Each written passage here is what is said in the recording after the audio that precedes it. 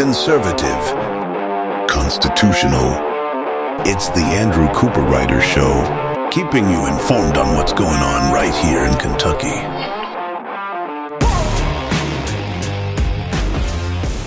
And welcome everybody to the Andrew Cooperrider Show, your source for Kentucky politics from a constitutional and conservative point of view. You can catch the Andrew Cooperrider Show Monday through Friday at 9 a.m. on WZXI. You can also catch each episode on every major podcasting platform, as well as Facebook, Twitter, YouTube, and Rumble. The episode is not posted, though, on those other platforms until 1 p.m. So if you want to catch the Andrew Cooperrider Show at that 9 a.m. time, you got to make sure you tune in to WZXI. If you are outside the WZXI listening area, have no fear. You can always catch that show by listening to the WZXI live feed that you can find on my website, theandrewshow.com. Once again, that's theandrewshow.com. You can email your thoughts and questions and stories that you want to see covered to info@theandrewshow.com. Once again, that email address, info@theandrewshow.com. I want to start off by encouraging you to tell your friends and neighbors about this show. Not only is staying informed on what's going on right in your own backyard incredibly important, but also after an election like they had yesterday, you're going to hear many of the national pundits attempt to give you thoughts on the race that happened in Kentucky. The problem is they're often unaware of exactly what is happening in Kentucky politics, what happens right here in the state. So if you want a really good analysis of not just what happened yesterday, but about everything going on in Kentucky politics, make sure you encourage others and yourself to tune in to the Andrew Cooperrider Show. So obviously the election happened yesterday. I want to go over the results with you. Andy Beshear ended up winning with 53% of the vote for governor. Then at Secretary of State, Michael Adams, he won re-election with 61% of the vote. Attorney General Russell Coleman, elect now, he won with 58% of the vote. Auditor Allison Ball won that with 61% of the vote. Keep in mind, Allison Ball is our current state treasurer. Now she will be our auditor into next year. And then for treasurer, Mark Metcalf won with 57% of the vote. Then finally for agricultural commissioner, Jonathan Schell won with 59% of the vote. So obviously, other than the governor's race, it was a pretty sizable defeat of all the other Democrats down ballots. Pretty much a 60 to 40-ish% was about what you're expecting. But that governor's race, which leaves a lot of things to go over, a lot of things that we can dig into to kind of give us some idea of exactly what went on last night and why did Beshear win. And that is, of course, the million-dollar question on everybody's mind. Why did Beshear win? Well, I got to tell you, I'm going to give you my take, my answers. I'm not going to guarantee you're going to like them. I already made a post on Facebook. I'll talk about this later on. I made a post on Facebook yesterday where I kind of gave a little quick brief overview, and I could tell some people didn't like it. I'm going to address their comments as well in this show. But first, let's start off with Cameron's concession speech from last night. Let's take a listen to that.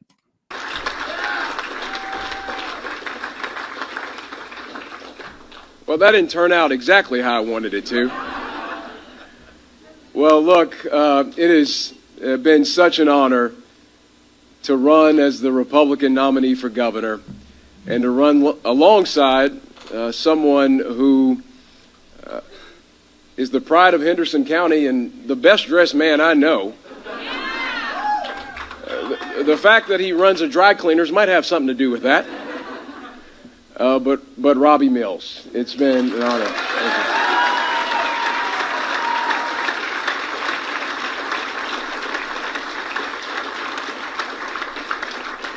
I promised the governor I'd be brief, so I'll be brief tonight and say thank you all. Thank you so much for your willingness and commit to this campaign and this effort, an effort that was ultimately about our kids and our grandkids. You know,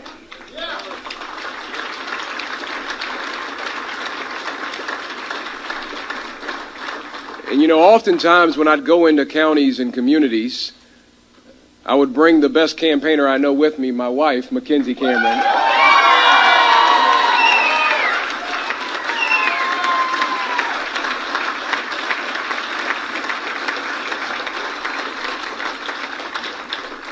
Doesn't she look radiant tonight, I think? Yeah.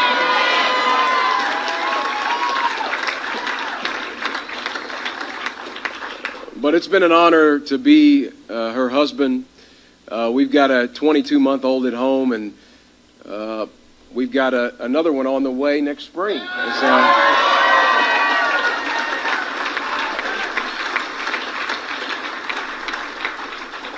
But whether it was Mackenzie or Vicki Mills or all of you all here, again, this was about future generations. And as I called the governor to congratulate him, I know from his perspective and from all of our perspectives that we all want the same thing for our future generations. We want a better Commonwealth, one in which it can ultimately be a shining city on a hill, a model and example for the rest of the nation to follow. And so as I did with Governor Beshear, I want all of us to think about what these next few decades will look like. And I ask that you pray for Governor Beshear and his team and for all of our Commonwealth. Because at the end of the day, win, lose, or draw, what ultimately matters is that we know that Christ is on the throne.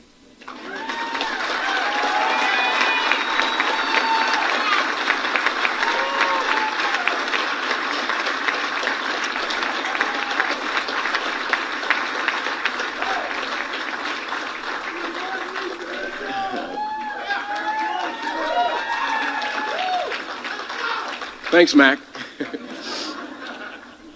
But that's what Mackenzie and I will return to. We'll return to trying to be the hands and feet of Christ. I know that you all will as well. We'll try to instill those principles in Theodore and the child that will be named at some point. We're still trying to figure that name out. But that's what it's about here on this earth, about leaving it better than you found it and giving a better future for your kids and your grandkids. So let us continue in that effort. Let us continue in that work. I want to thank my campaign team. I'm not going to name all of them, but I want to give a shout out to Terry Carmack, my big brother.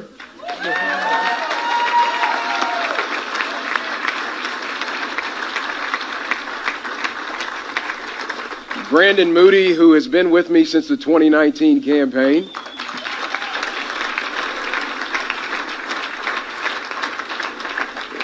And the final member of the Troika, Scott Jennings. Thank you, my friend.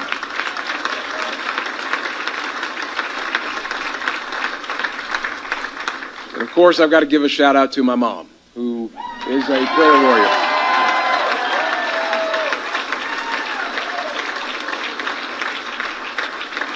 So thank you to all of you. May God bless you, and God bless Kentucky. Thank you so much.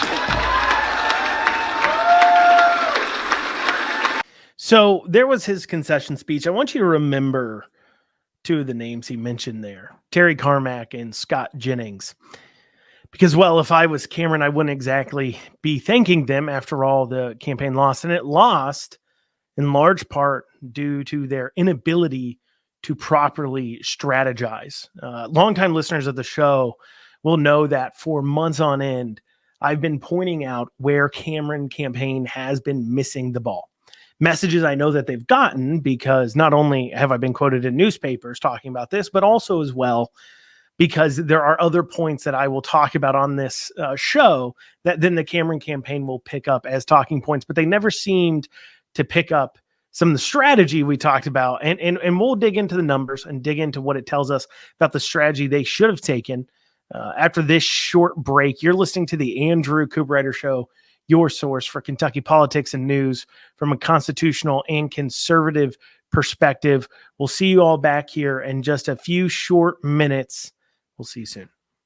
Listen up, my fellow business owners. You need to get your cybersecurity and IT support under control. Reach out to the folks at Amston today. Call 859-300-0087 or visit amston.com. It is no secret that cyber attacks have become a constant threat, and you need to make sure that your organization is protected. Amston has over 30 years of experience working with businesses and governments alike. Call 859-300-0087 or visit AmstonAMPSTUN.com today.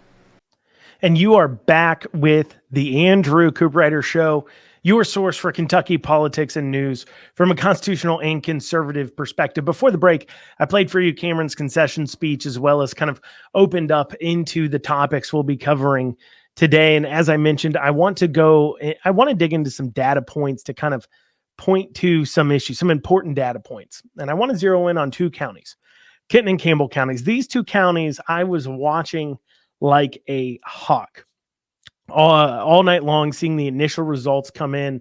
And personally, I knew that Cameron has lost this campaign as soon as 40% was reporting out of Kenton and Campbell counties, and Beshear had actually gained ground. As it turned out, it held to be true. So 4 years ago, when Beshear ran and had that narrow victory over Bevin, he got 51% of the vote in Campbell and 49.5% of the vote in Kenton. Now, he won both those counties, but those were the percentages that Beshear was able to pull out of there.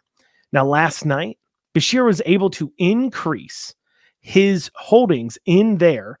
In those counties, he ended up getting 53% of the vote in Kenton and 54% of the vote in Campbell, moving up several percentage points up. Now, remember, when votes switch over to somebody, they come away from somebody. So if Beshear pulls in 2 more percentage points, well, that actually increases the lead by 4 percentage points. And what's funny is when you look at the election, it was 6 percentage points apart that Beshear was from Cameron. Beshear took 53% of the vote. So with that in mind, you can kind of see where he gained 3, 4, 5% in that Kenton County area. And you could pretty much predict the outcome just from those two counties. And there's an interesting point I also want to make about those counties, and that points to exactly how Cameron got it wrong. You see, those counties there produce some of the most conservative representatives, both in our state house and the most conservative representative we have in Congress out of Kentucky. You've got Steve Doan, you've got Rawlings, Steve Rawlings, Representative Doan, Representative Rawlings, and Representative Proctor. Those three are all some of the most conservative members of our state legislature in our state house. And those three all have area in that Campbell and Kenton counties. In fact, Steve Doan, just in 2022, in his district, Beshear won, but in his district a year ago, he won, walking away with it almost 60% of the vote, over 60% of the vote. He won in those same counties. That now Beshear's coming back and winning by 54% just a year later. And it's not just him. I mean, looking at Thomas Massie, in my opinion, one of, if not the most conservative members of Congress that Kentucky produces. And Massie will win Kenton and Campbell counties both by 18 points, meaning Massie takes 60% of the vote during the general. But yet Beshear, for some reason, those same exact counties that vote for Beshear, that vote for Massie, 60%, go 54% for Beshear. Why is that? What's going on? What does that tell us? Well, it tells us very specifically that if you want to win, you have to have a message. You cannot be a moderate Republican. And I think that is the greatest sin that Cameron and his team decided to go upon. They decided that we're going to try to not offend anybody. And by doing so, we're going to say nothing. And then we're not going to inspire anybody to turn out and vote. Or we're not going to inspire our base to turn out and vote. We're not going to inspire people to choose us over any Beshear because we're not going to give them a good reason to vote for us. And because of that, and because when you have these conservative candidates like Massie, like Doan, like Rawlings, like Proctor, that are anything but moderate.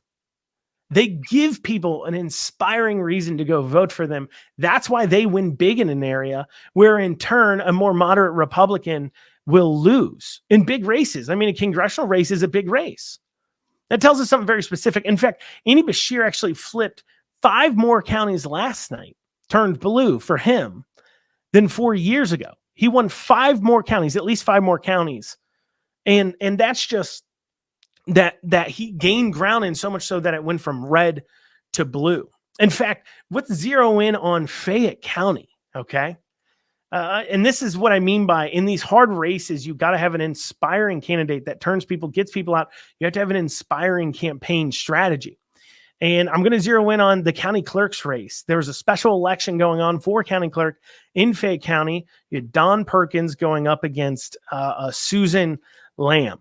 Now, Don Perkins, campaigned as best as she could with the resources she had, but she certainly didn't campaign as hard as Cameron should have, or at least didn't have as many ads, obviously next to no ads in Fayette County running. Didn't have the same door knocking apparatus and the same type of campaign apparatus that Cameron had.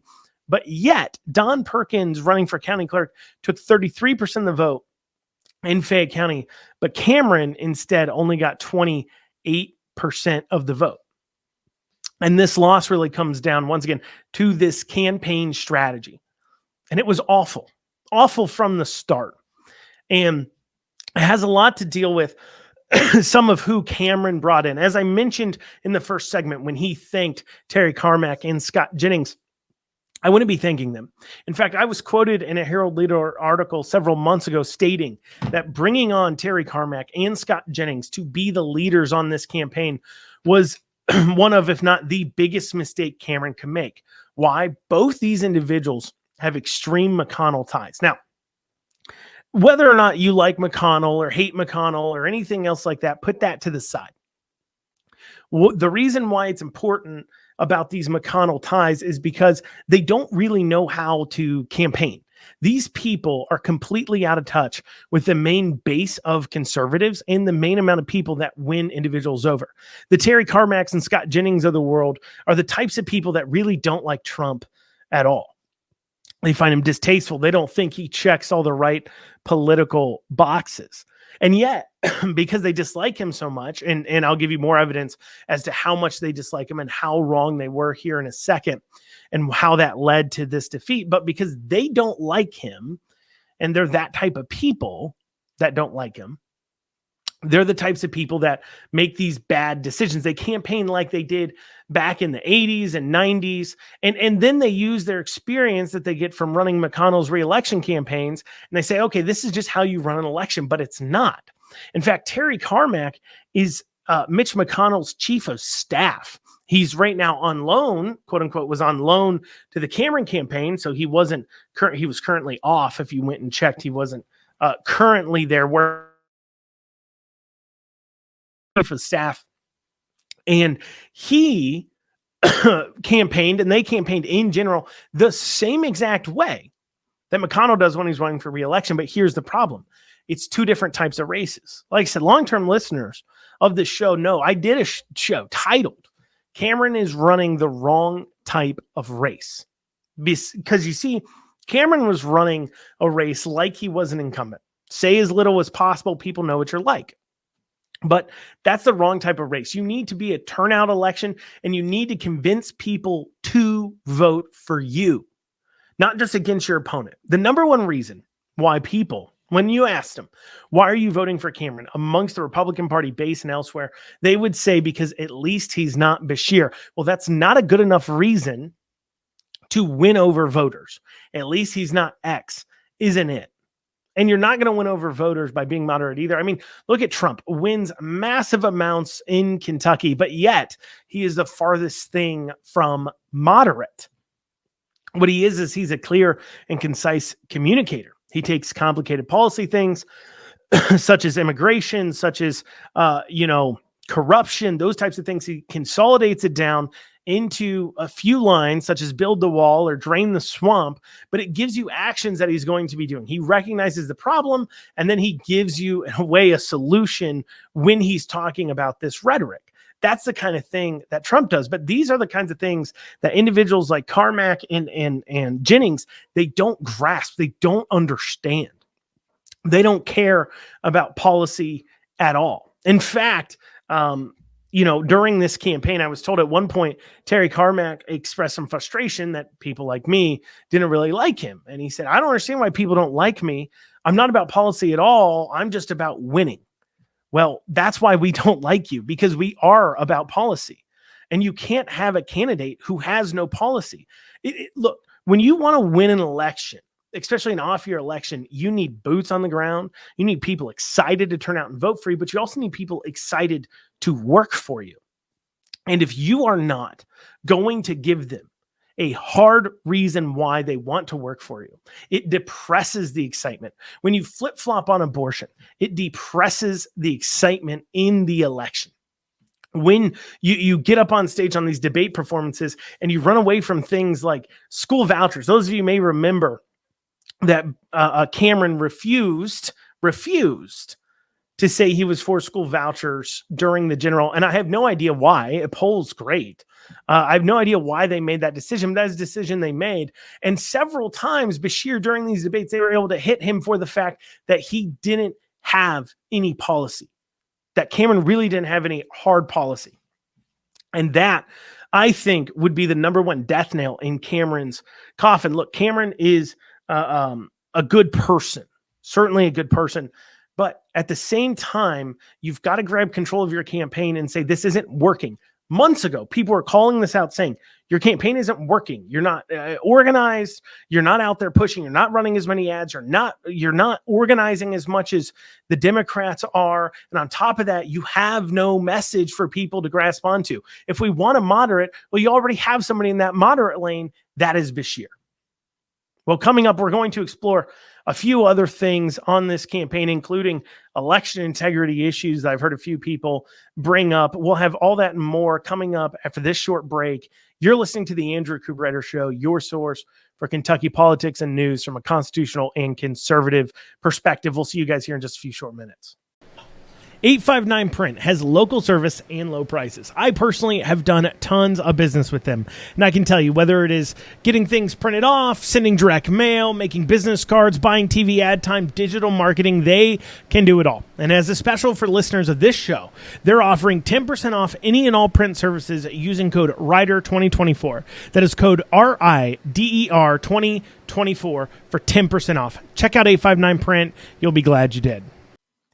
And you are back with the Andrew Cooperrider Show, your source for Kentucky politics and news from a constitutional and conservative perspective. Before the break, I mentioned we dig into some more reasons why Cameron lost. Now, a common thing that I'm seeing online in a lot of places about Cameron's loss is, of course, about voter fraud. And let me be very, very clear, okay? I believe there is at least some fraud or voter integrity issues in almost every single election. In fact, also too, is so you guys know, I also got an email about this yesterday from a Mary in Jessamine County. She wanted to hear my thoughts on election integrity issues. And so I want to make sure I answer that for her too as well. And if you have your own questions for me, you go ahead and email info@theandrewshow.com. Once again, that's info@theandrewshow.com. So to answer Mary and other people's comments from online on an election integrity issues. To me, my main concern in Kentucky about election integrity comes mainly from people not knowing the process and poor training of poll workers, especially. I'll give you some examples. In 2022, some people were handed the wrong city council ballots in Fayette County, which caused some questions about the outcome of course, that election, as people who weren't in the district were voting on a city councilman that doesn't represent them. In Nicholasville, in Jessamine County, there were issues with people getting the wrong ballots, getting ballots with the wrong magistrates, getting ballots with the city council races on them while they aren't living in the city proper of Nicholasville itself. Those were issues going on in 2022. Those types of election integrity issues, to me, very, very scary and very important that we address. And when I mean there's fraud or election integrity issues with almost every election, I know that those things go on. Somebody casts a ballot they shouldn't have.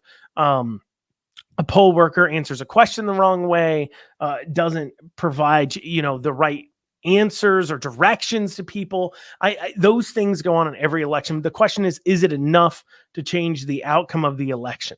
And obviously, with the kind of margin we see out of last night's election, where it's a 6-point difference, 6-point difference, I really don't see that there could be enough fraud in that way to really change the outcome of that election. Now, a lot of people want to bring up, well, the race was stolen and everything else.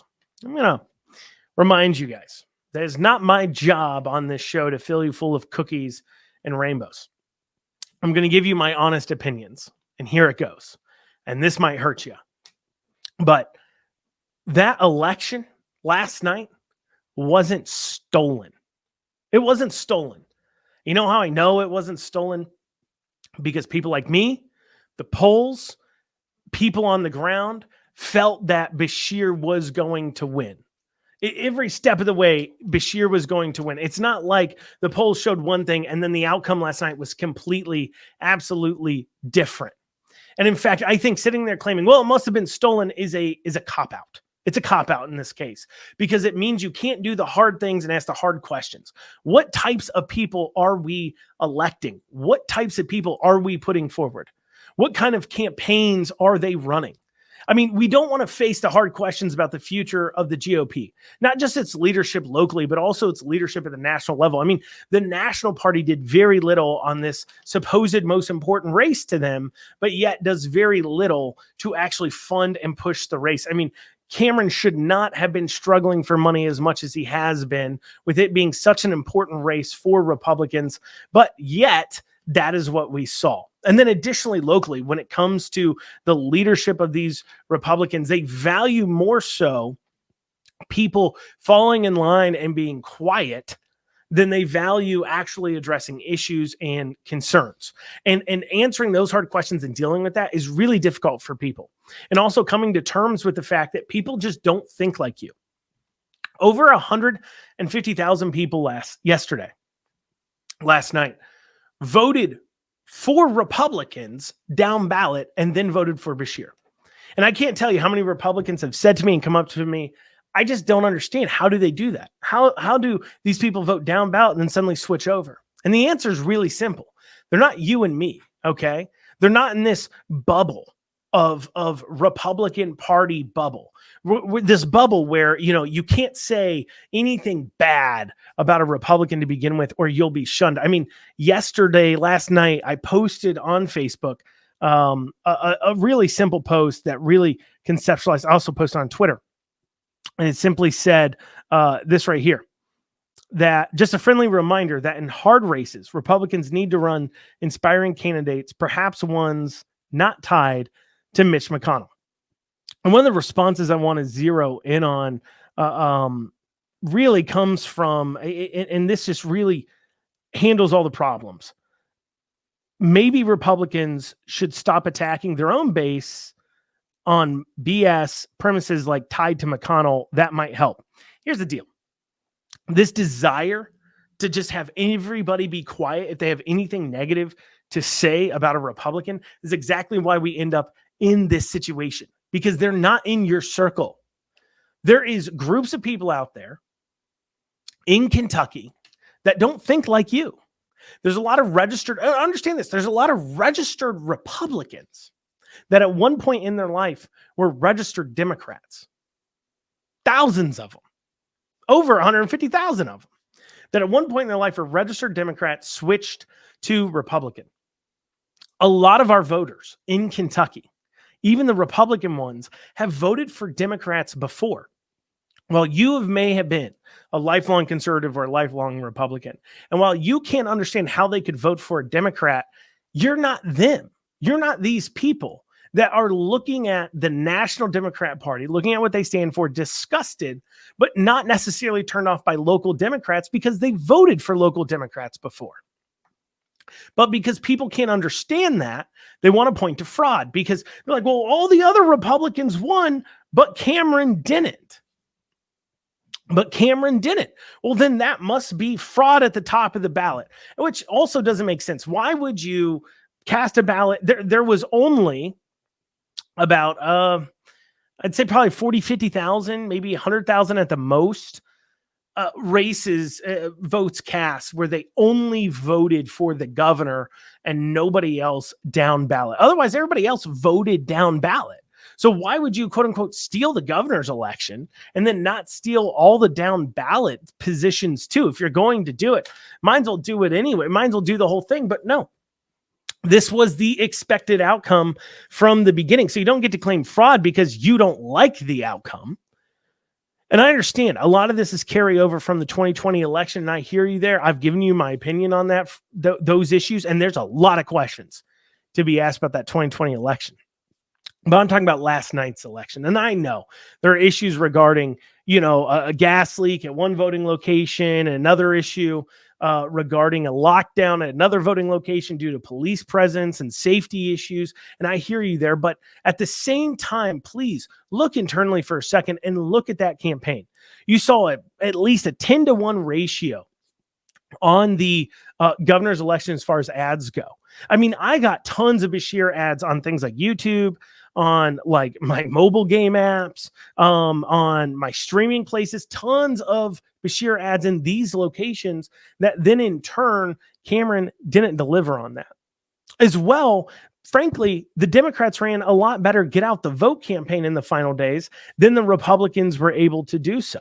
They just did. And like I said, you can not like the fact, you can hate me for telling you the truth, but the election, it's not, you don't get to cop out by saying, well, that only happened because of fraud. That's a weak cop out in this case, because you don't want to do the hard work of convincing other people to see things your way.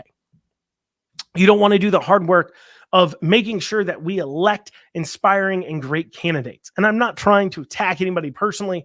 I'm just pointing out a very simple fact. And I know I'm going to get tons of emails and messages from people that love to tell me how I'm wrong about last night's election. But I'm just telling you from somebody who saw this coming from a mile away, fraud doesn't make sense to me as much as everything else does. Well, coming up after this break, I'll be going over just a few more things about last night's election, what we can learn from it, what we need to do moving forward so we can actually win these big and important races.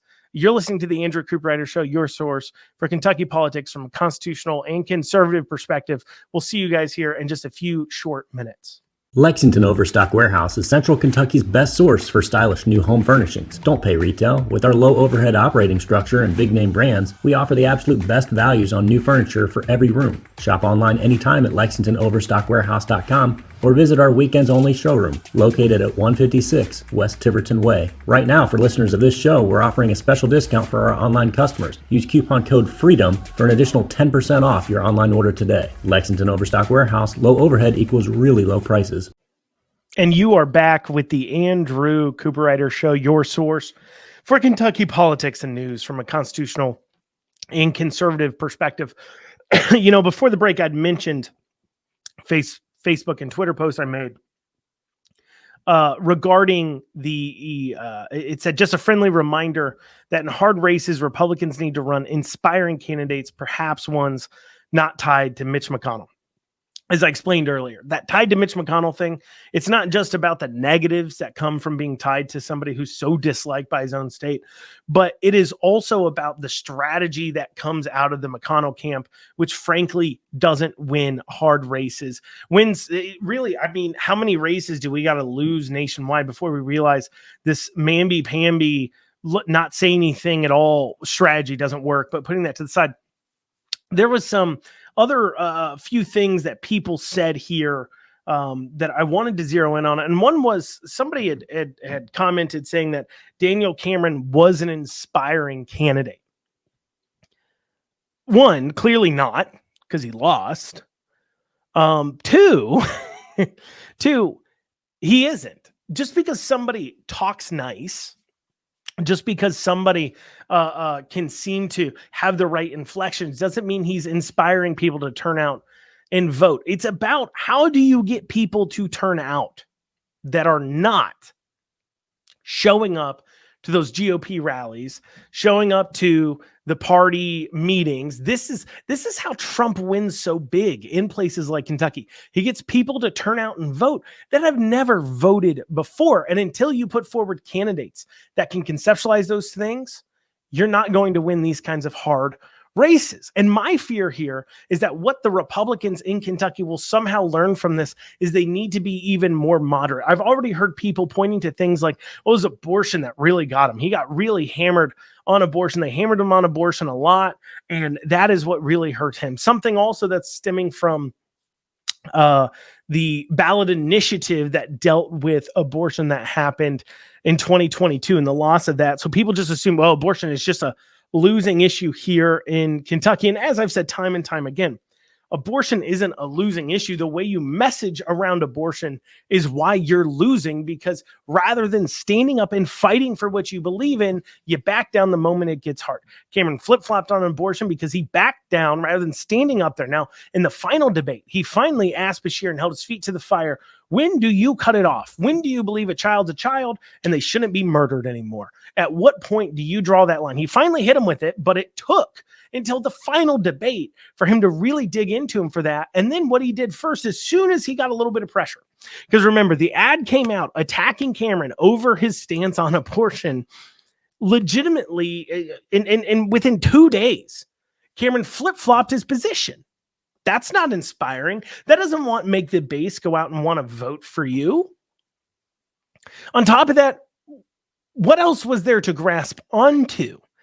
You know, and as I was at the Republican Party of Kentucky election night watch party last night, and gun to everybody in there's head, the only thing they could say that Cameron would do once in office was give 11% raise to teachers as they came in, a tutoring program, and a Medicaid work requirement he would try to get done.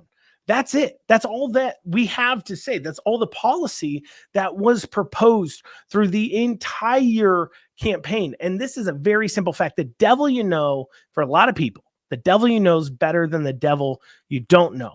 And they don't know what the devil, quote unquote, Cameron, the devil of Cameron, what that looks like, because it was never conceptualized to them. They know what Bashir looks like in office. Bashir can get away with not saying anything. This goes back to that McConnell ties, as I was talking about, the Terry Carmacks and the Scott Jennings that have done nothing but run these re-election campaigns or running against non-incumbents, trying to take them out. What ends up happening is they don't know how to win hard races, because they only know how to win races that, well, if we just don't say anything and fly under the radar, we'll be okay. And those are re-election campaigns, and those are down ticket races, or those are non-incumbent seats that have a good, strong Republican registration to them.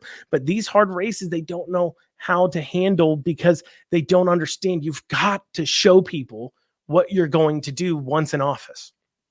So instead of backing off from things like abortion, instead of backing off from things like guns, which we're seeing right now in our state legislature, pushing forward some red flag gun laws, unconstitutional as all get out, but that's for a different day. I'll cover that more. But point is that we see them backing down from these kinds of conservative viewpoints and straightforward things, because that's what they think they need to do to win.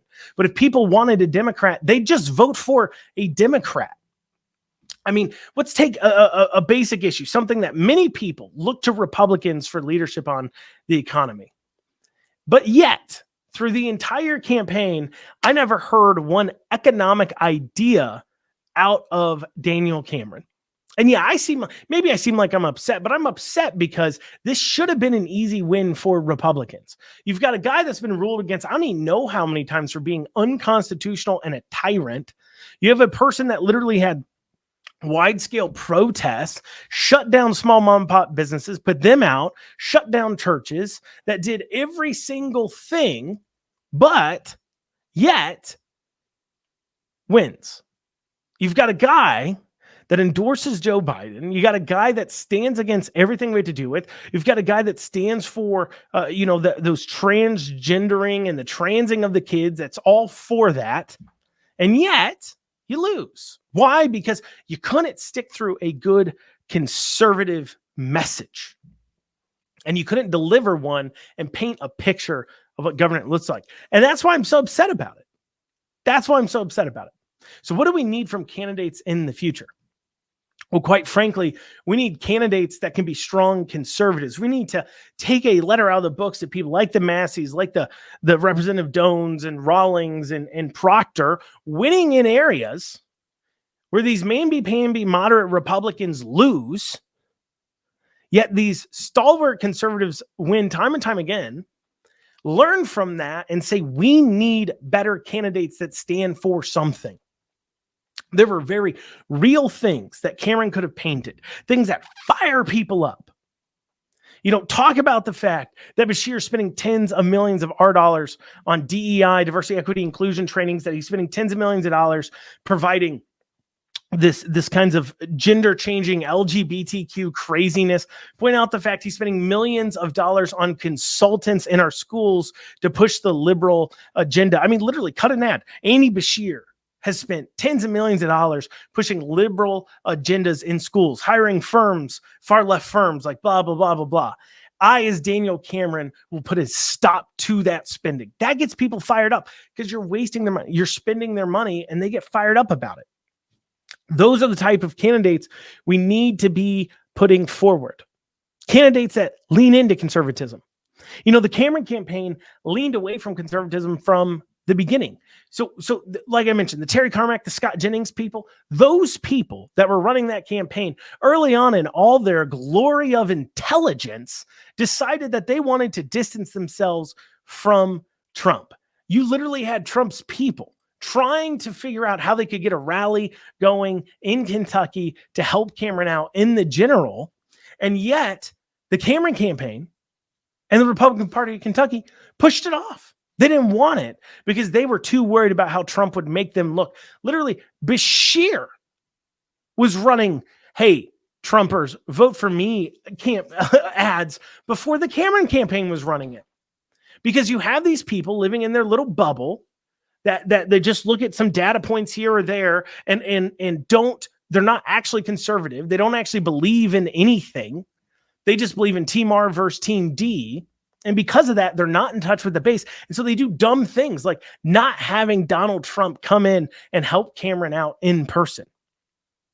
Huge, gigantic mistakes. So in the future, let's learn from this.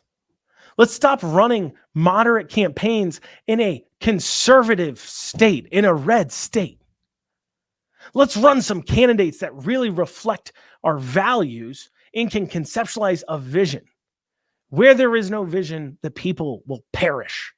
Let's learn from that and put forward these great candidates. Otherwise, we will continue to lose on elections where it really, really matters, right here in Kentucky. Well, y'all, that's all we have time for today on the Andrew Cooperrider Show. Thank you all so much for joining us. We'll see you back here tomorrow at 9 a.m. Have a great rest of your day. We'll see you soon.